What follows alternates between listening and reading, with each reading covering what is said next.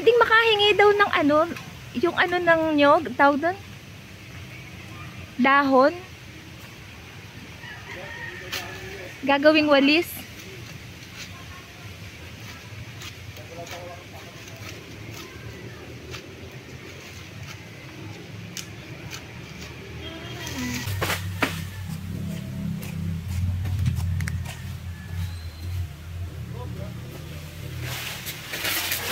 Ay, ako nalaman pala ito.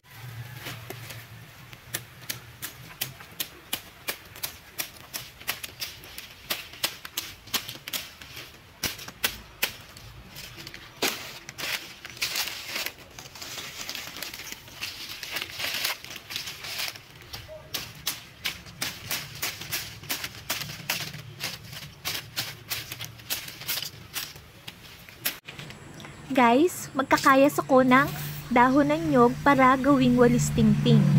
Alam nyo ba kung paano gawin ito? Gagamit tayo ng maliit na kutsilyo sa pagkakayas nito. Ang una munang kakayasin ay ang kahabaan pababa at kapag natapos ng lahat ay ganito ang magiging resulta. Talagang may tinitira munang dahon sa itaas na hindi pa kinakayas para gawin muna itong hawakan at nang mabilis kayasin ang kahabaan ng ginagawang walis tingting. At kapag natapos na nga kayasin ang lahat, ay ito namang pinaka-ulo o puno ng walis tingting ang ating kakayasin. At ito na nga, kalat lang ang natira. Meron na akong walis tingting na sarili kong gawa.